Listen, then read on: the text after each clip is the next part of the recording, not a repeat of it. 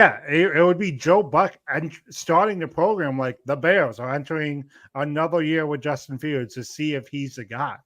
When we knew by the end of last season he wasn't the guy, but what has Tommy said over the past couple of weeks? Before we were dumb, now we know better. Amen. Amen. Yeah, we got a solid 50 minutes here to dive into the Yeah. season, figure out what we're gonna do and what we're gonna be.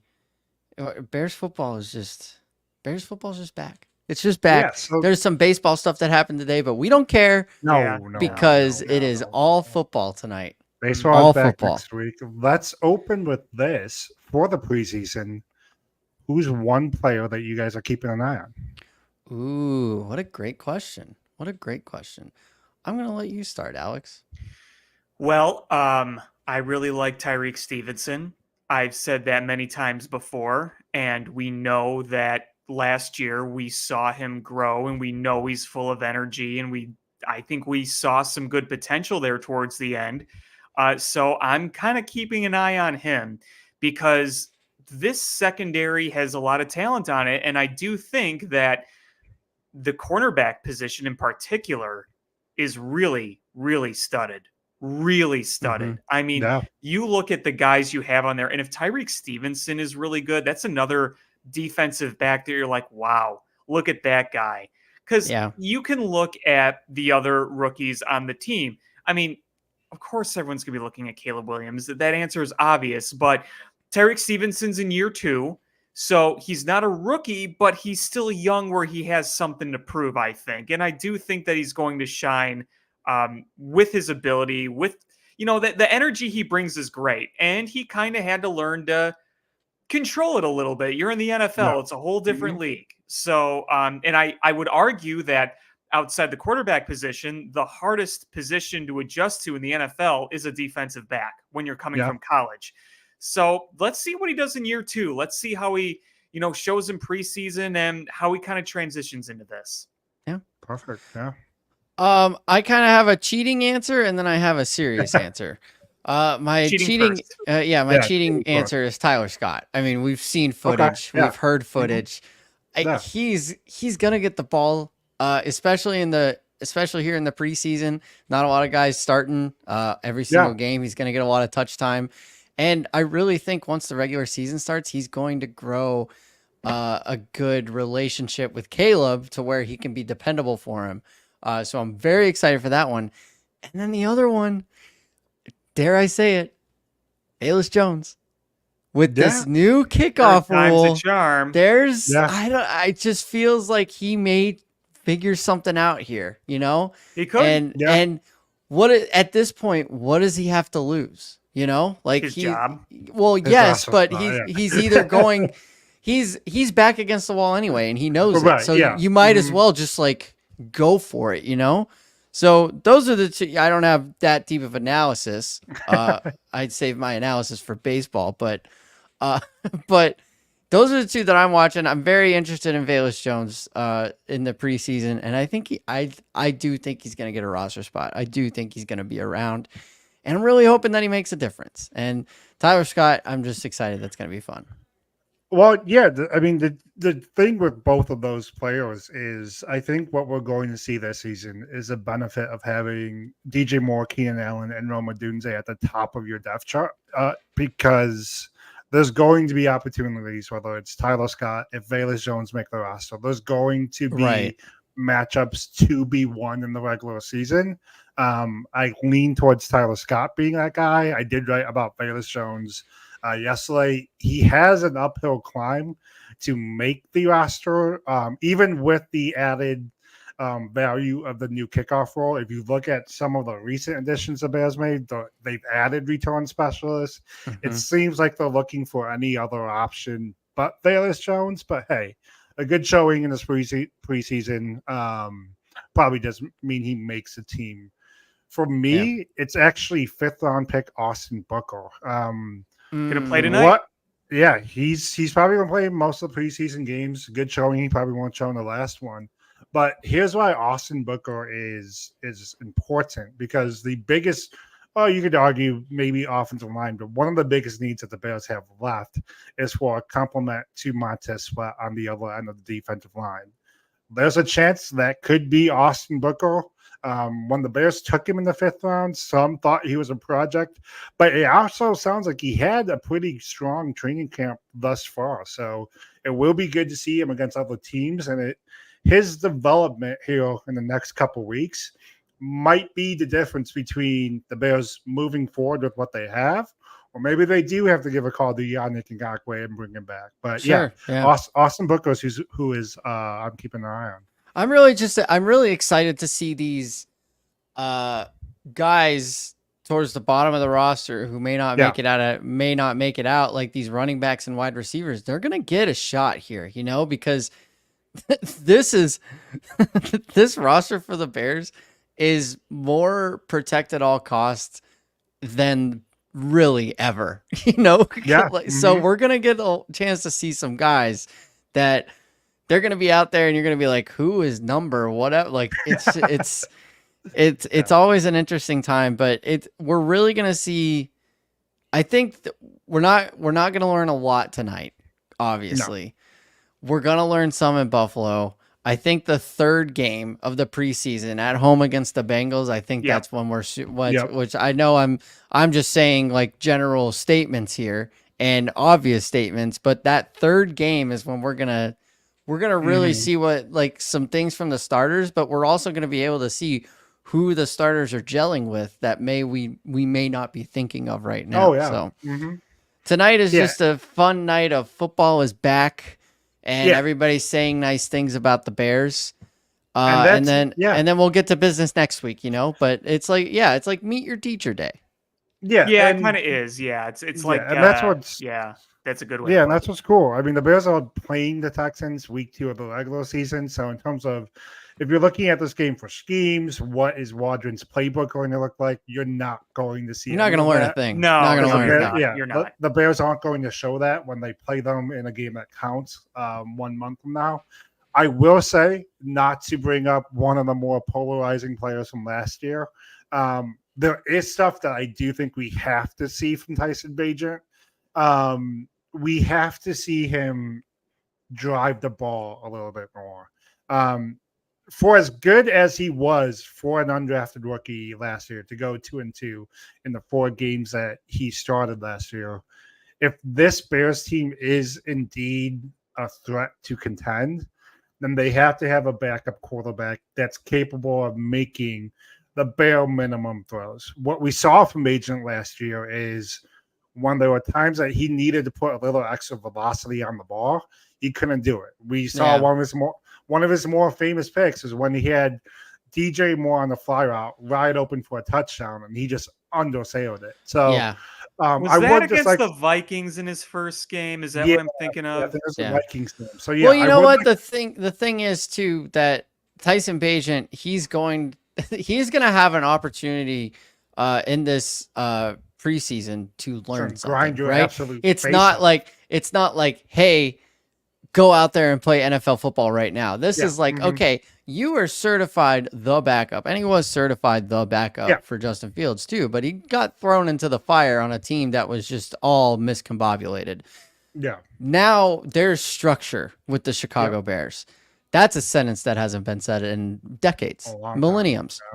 There's structure with the Chicago Bears. So Tyson Bagent is going to have plenty of playing time in this spring training, in this preseason, to be able to make mistakes, learn from those mistakes. I don't care if he throws picks in preseason. Like, go figure it out. Go find your way. Same thing with Caleb. Like, when Caleb goes out there, go make a mistake. Like, find your boundaries and stick to what you know. So, that's a great point with Tyson Bagent. I'm really excited to see that, but I don't expect him to be like Chase Daniels, but just be the bare minimum to be. Well, what I like about getting to watch Tyson Bagent in the preseason is that you're going to watch him, you're going to evaluate some things, but you're not going to sit there and seriously think, oh God, we're going to have the debate over who should QB1 be, like we have every season for the past 100 years, including last year between Bagent and Fields.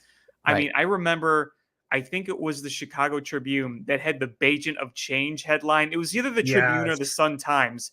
Yeah. And it just like, it was a shame because it made people have to like, you know, turn the heat down and made people had to like check themselves about talking about a really cool story. Like Yeah. a Yeah. really cool story. The guy was playing at Shepherd. His highlight reel was from a camcorder on top of a high school looking stadium. And Yeah. next thing you know, he's winning games in the NFL.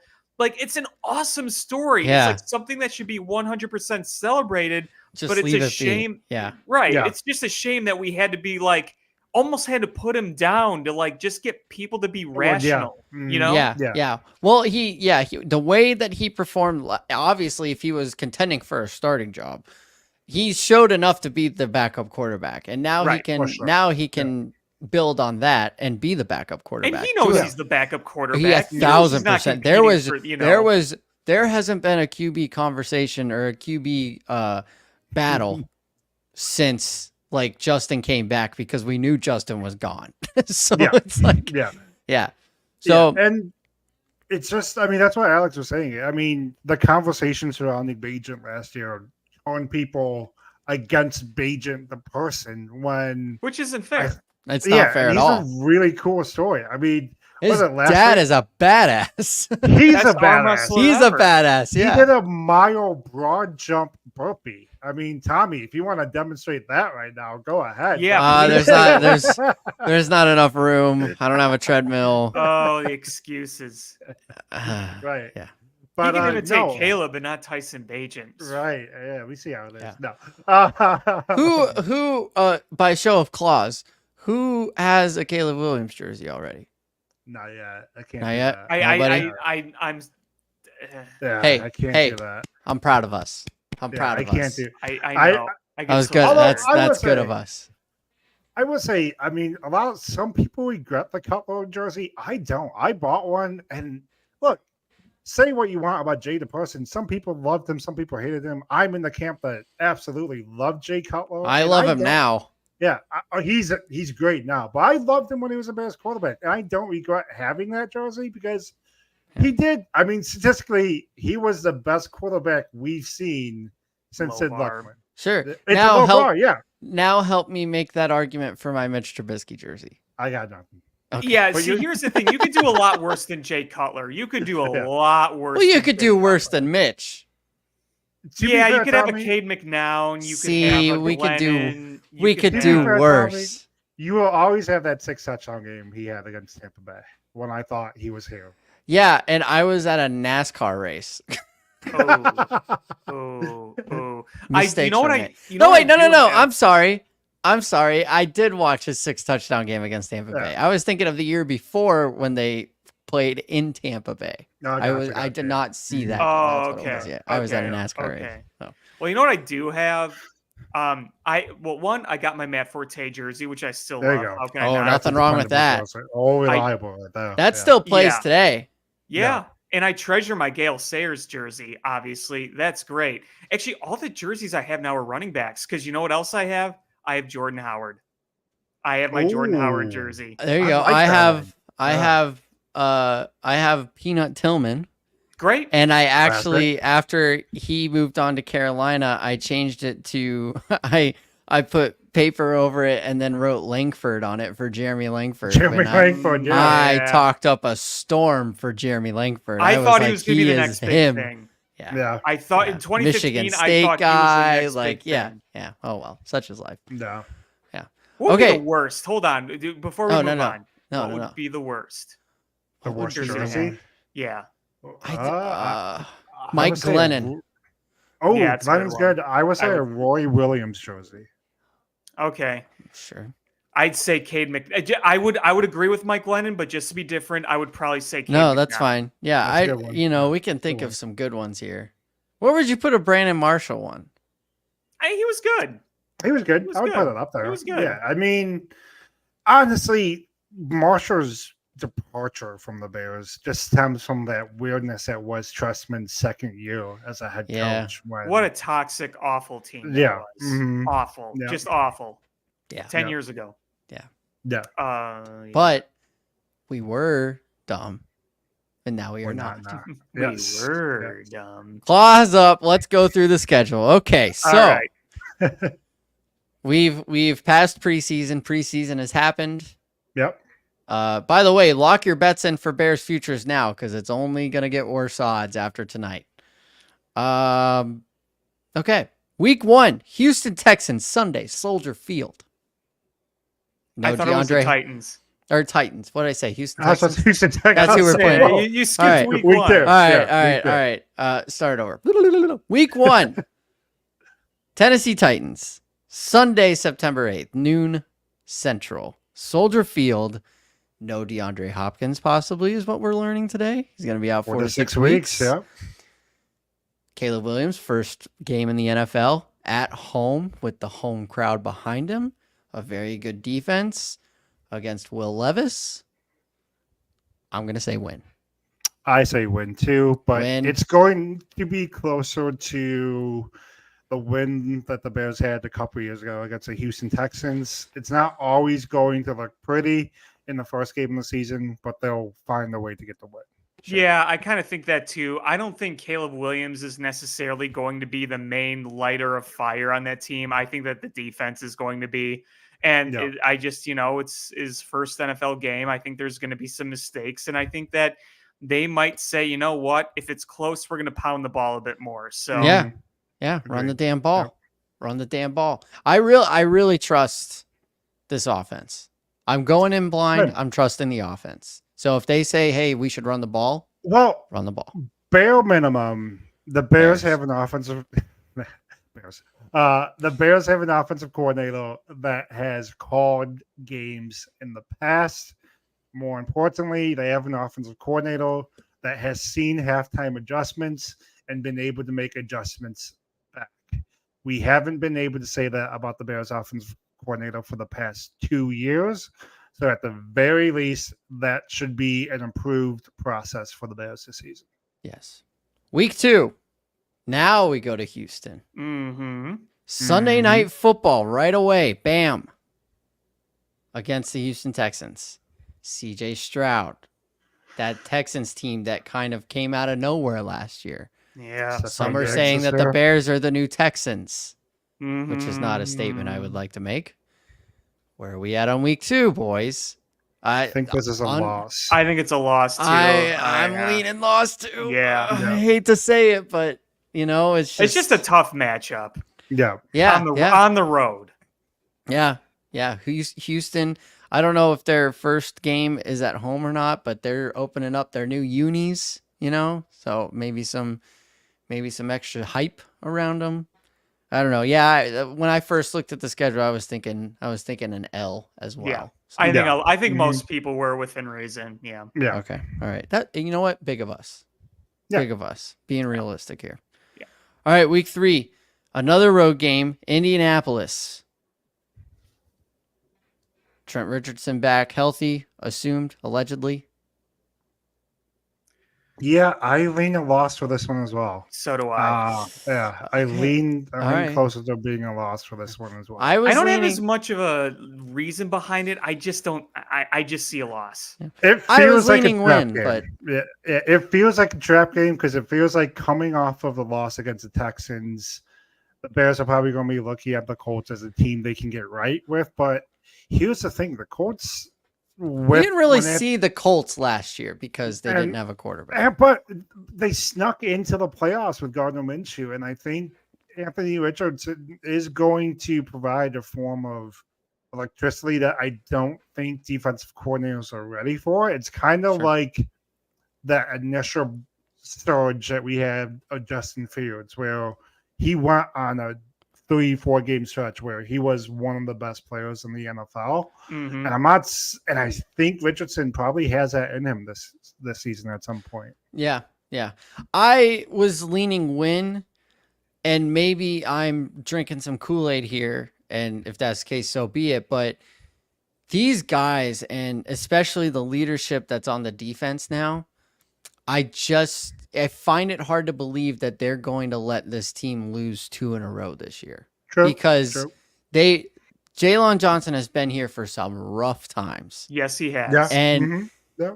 and he is talking the talk this training camp and walking the walk. He is giving it to the offense. He's riling them up, and he's a leader on this team.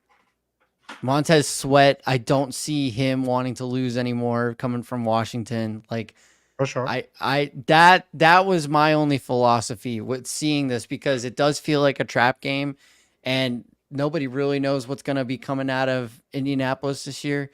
I just don't see the Bears being okay with losing 2 in a row No, and that's fair. and falling below 500 right off the bat, and it yeah. Hey, if that's So- your It's ca- rationale, I respect it. But I Yeah, put and it's- the L because we're doing a majority rules here and we're doing a through to garden. Yeah. But I will say, for some reason, and I know this could just be because of us being dumb in the past, this game just has the feel of a Bears letdown. Like I can't. I'm with you, Jordan. Yeah, I can't define it, but it's just in my gut that it just feels like a Bears. Look, letdown. we're all 100%. we are all very justified in those feels.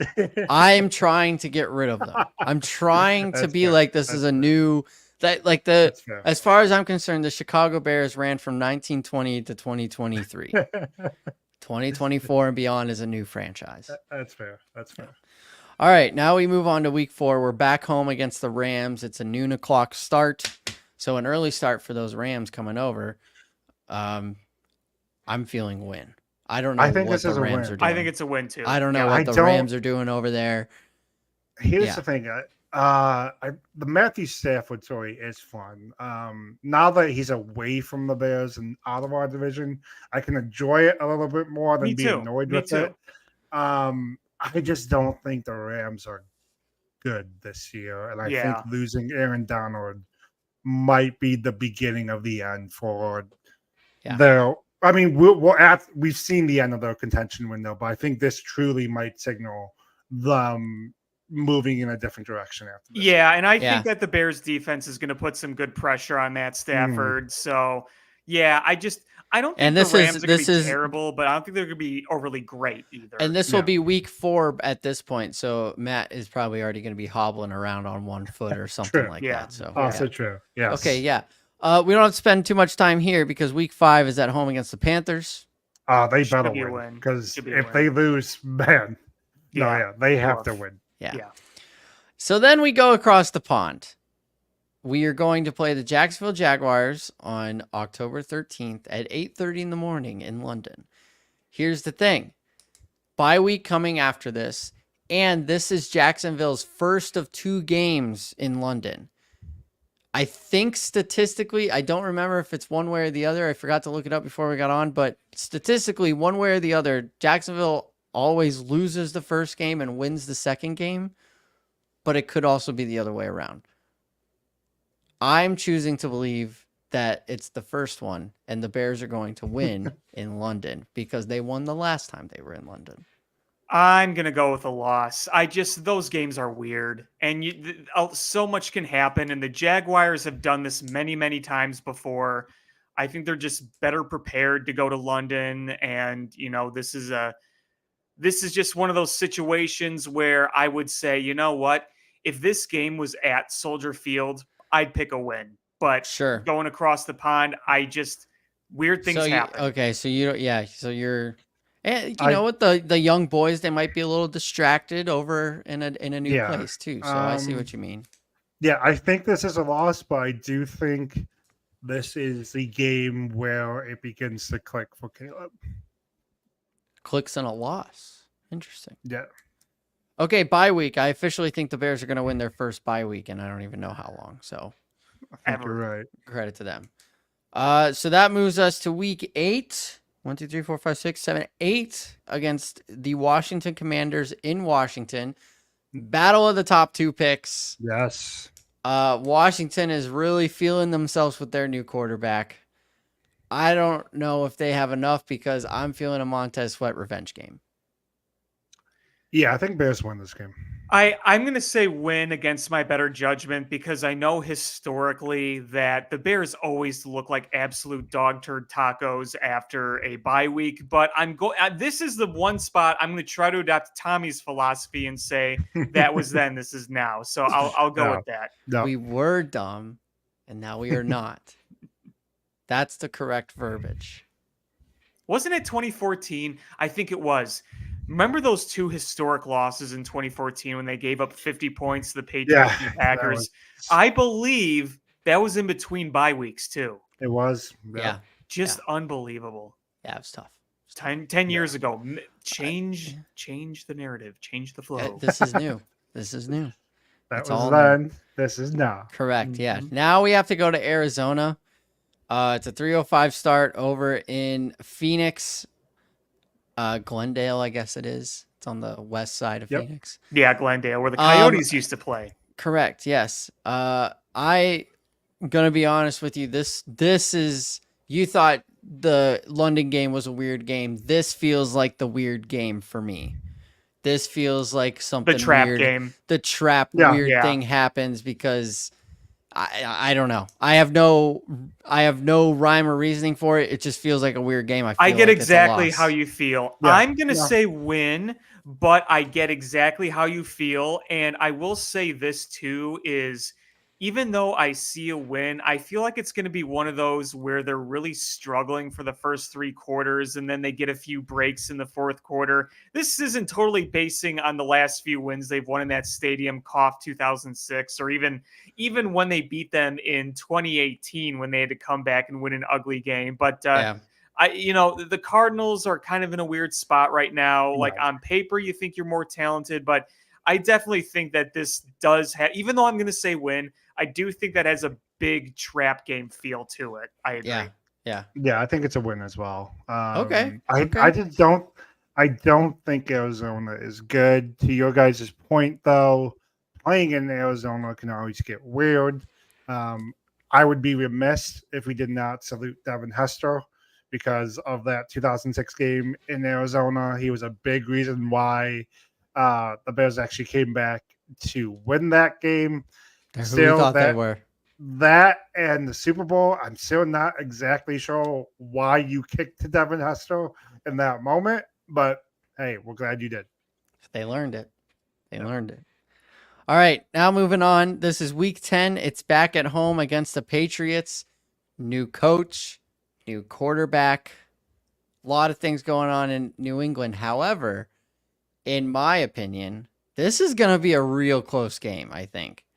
I think the boys over in Foxborough are really playing for their new guy, and Drake May is kind of a wild card, but I feel like the Patriots defense is not getting as much love as they may deserve. The defense This is gonna be a very close game. I'm gonna give it to the Bears because it's at home, but this is a toss-up for me, this one. This is a toss-up for me too. Yeah. If you would have asked me a month or so ago, I would have said win. Now I'm not so sure. So sure. I might go loss. I go win. It kind of goes back to what I was saying with the Jacksonville loss. I think that's going to be the game where it clicks for Caleb. The Patriots defense is good, to your guys' point. It's not kind of getting talked about as they should, but I do think this will just be another one of those games where Caleb proves to be a difference maker at the quarterback position. Yeah. Which brings us to week 11. Soldier Field, noon o'clock start, November 17th. This is Chicago Bears against the Green Bay Packers. It will be Caleb Williams' first go at the Green Bay Packers. Jordan Love just became the most expensive player in NFL history. Thoughts? Loss. I don't. I have to see it. I mean, unfortunately, until I can confidently say the Bears will win, I'm going to say lose because no matter the situation, anytime I've been hyped for this game, anytime I thought the Bears were ready to turn the corner, I've been proven wrong.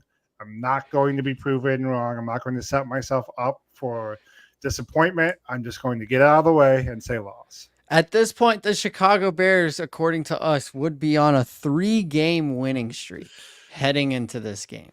Yeah, Jordan, you took the words right out of my mouth. You really, really did. There was one game over the past 10 years that I thought the Bears were going to win against the Packers, and they actually did. And that was the 2018 NFC North clincher. Yep. That any other game, I think the only other time I was confident they could beat Green Bay was week 1 in 2019. And even that I was kind of a little iffy about.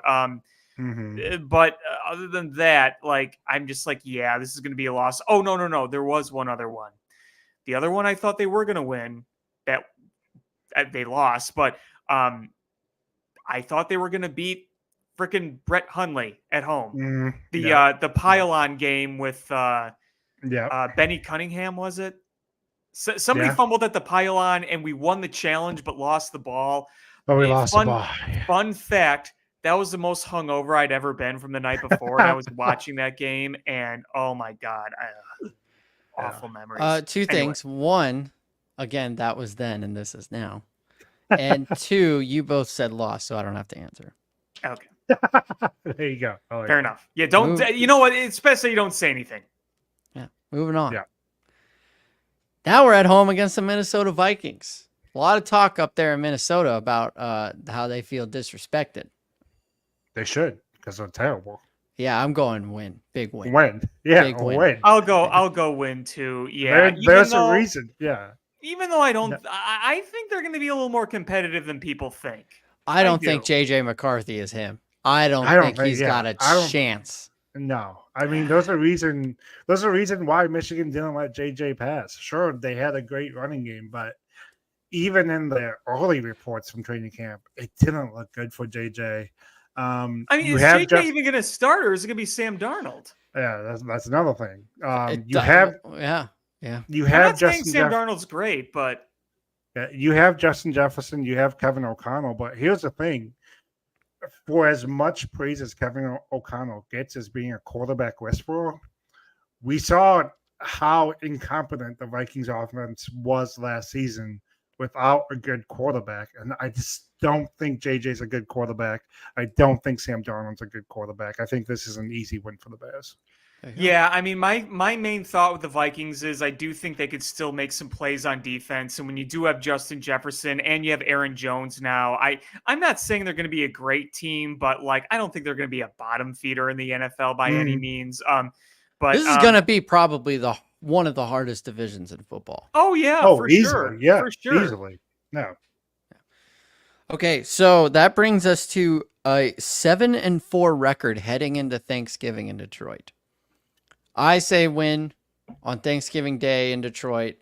I think the Bears are going to get a lot of attention on this game, specifically because of Caleb Williams, and I think he's going to deliver on a national holiday.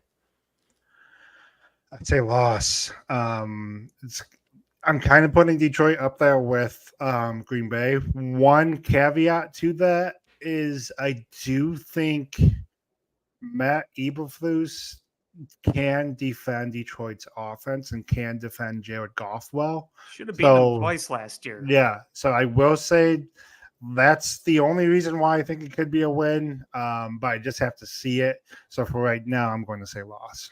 I'm going to say close loss. I think it's going to be a back and forth game. I just think Detroit is really good. That team is scary as hell. And I think people say, well, they had their chance. That could be their golden chance, but that team is, I mean, Sam Laporta is only going to get better. Aiden Hutchinson is in his prime. They got Penei Sewell there for a while. They have Amon-Ra St. Brown. That team is terrifying. Yep. Mm-hmm. So that brings us to 7-5, and I'm about to break the rule that I said I don't see this team losing 2 games in a row because their next game is going to San Francisco, and that is a juggernaut to me. So, yeah, going to San Francisco is always a nightmare for the Bears. I don't think that changes this season. Awesome. I think, though, it's going to be one of those games where it's well contested through the first half and through the third quarter, and then just the better, more experienced team is going to pull away at the end. Yeah. That's how I see it going. Yeah, definitely. I mean, we saw that in the NFC Championship game, you know? Right. Yeah. Right. So, okay. So now this is going to conclude our 3-game road trip. We finish off that in Minnesota. It is a Monday night football game in Minnesota on December 16th. They're probably going to wear their sweet ass white uniforms, white out the stadium. It's going to be a big one. It's going to be a very, very, very big game because this would be, on our terms, this would be going back to an even record and being on a 3-game losing streak headed into Christmas week. Win. I'll say Again, win. I don't think Minnesota. I think Minnesota is going to be good enough to not be bottom dwellers, but I just don't think they're good enough to beat the Bears. Bears are going to win. I'll I say agree. win too. Yeah, I said I was going to say win as well.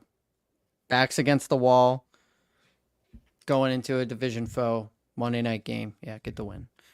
Brings us back home. December 22nd, a Sunday against those Lions that apparently beat us on Thanksgiving Day. I think they'll win. I think they'll win yeah. at home. I mean, I Jared know Goff it's in the easy to cold, say yeah. that, because of last year, but the Bears have been able to defend Jared Goff at Soldier Field, and Yep. so yeah, I'll take Yep. the win there. All right, so then here come the Seahawks on the Thursday night football finale, the day after Christmas. Win. When I don't get the love that some people still have for the Seahawks. Gino's story was cool. I don't think the Seahawks are going to be that good this year. And Carroll's gone, right? Yeah. Yeah. Mm-hmm. Which brings us to the last game of the year, Week 18. Time and date to be determined. Could be for the NFC North. Could be for a playoff spot. Because it's the 10-6 Bears going to Green Bay, Wisconsin.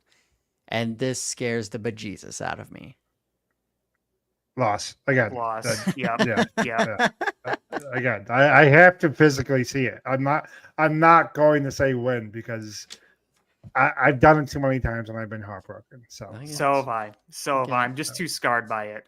I get it. All right, so that means this is a 10-7 football team, according to us, with 2 losses against the Packers. I think that's what a lot of people can see. Yeah, that checks out. I mean, the ceiling, like we said at the beginning of the pod, the ceiling for this team is to show promise. And I think a 9-10 win team definitely does that. I mean, you're looking at another, if it's 10 wins, you're looking at another 3-game improvement for these Bears. And I think the arrow would definitely be pointing up for next year. Even if they don't make the playoffs, if they're around the 9-10 win region, somewhere in there. And Caleb looks good. Yeah. Mm-hmm. Yeah. This is what we wanted. This is where we want to be. And momentum building into the next year if things go awry. But I love it. We got a quarterback. We have an offense that looks good. We have a defense that looks good. We have a general manager who knows what he's doing and puts pieces around to win. We got guys signing extensions early so they don't have to worry about it later. Like this. This has all the makings of a, dare I say, intelligent organization. Well, look at the way that the roster is put together now, because you got that DJ Moore extension out of the way already. So you have that window with him now. You have him. You have Caleb Williams on his rookie contract. You have Roma Dunze on his rookie contract. You just extended Jalen Johnson. You have Montez Sweat extended. You have now defined your window in which you look to be relevant and compete. And even if year one is not going to be a Super Bowl ceiling, like we said, if you win 10 games and Caleb looks good, that's a good season for you in year one of a rookie quarterback. That's incredible. It's an incredible season. That's a very good season. And then you know that your quarterback's the dude. You probably know you got a great wide receiver core around him, and you're going to be able to fill in the pieces that you need in between. And hey, can they get that extension for Keenan Allen? And even if the extension isn't big, I mean, what if you were able to just get him for this year and next year? If if things go well this year and Keenan sees what we're building up here, he may be inclined to be like, yeah, let's run it back. Like, I don't. Here's the thing with the DJ Moore extension. I think we're kind of already seeing the players are bought in. I mean, that DJ Moore press conference was one of the best Bears press conferences I've seen. Oh, it was amazing. It was amazing. But I mean, even in that press conference, DJ Moore wasn't afraid to put it out there, like, "Hey, we're going to get Keenan done next." And I think That's not nothing. I think if you're Keenan, look, you've been the big dog for a while. You're going to get money by mere virtue of the Bears having to spend money. Maybe you do just take a 2-year deal. Maybe you look at the Mike Evans contract that he had with Tampa Bay this past offseason.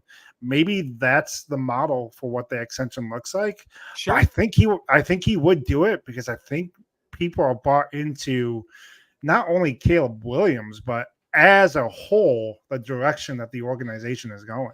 Maybe this will help. I mean, come on. Yeah. I mean, Yeah, and think about it too. I mean, I still think the jury's out on Matt Eberflus as a head coach from a technical standpoint. I really do. I'm not ready to say he's a great coach or even the right coach. I still have big reservations, frankly. That's one thing I am worried about. But what I will say is that it does seem like he's helped build a real good culture there, and that is important. And I know that we've seen varying cultures, if you want to say, with the Chicago Bears. Some that were pretty good. I mean, as much as we are annoyed with Matt Nagy, he built a pretty good culture there, whereas Mark Trestman did not. If you go back and read about the stuff that happened during the Mark Trestman era, it was a clown show, absolute joke, a laughing stock. But these players seem to respond really well to Matt Eberflus. I don't question Matt Eberflus's ability to be a leader or a cultural setter, if you want to call that. Can he just be the technical head coach that can win meaningful games? That's what I got to see. Mm-hmm. Yeah, absolutely. I will say, I think that's going to be one of the benefits of Hard Knocks, because it is going to, each week is going to give us a 60-minute window into the person that the players see when it comes to Matt Eberflus. There's been questions about the person we see when we see Matt Eberflus. To his credit, I will say this offseason, he actually is sounding like a head coach. He has the glow up from his wife and his daughters in terms of changing his wardrobe, changing his look. So, yeah, that's a big question that needs to be answered. And you know what's really interesting when you say that is I remember year one in 2022, and Matt Eberflus, I would literally say, if I saw him on the street, I wouldn't even know it was him.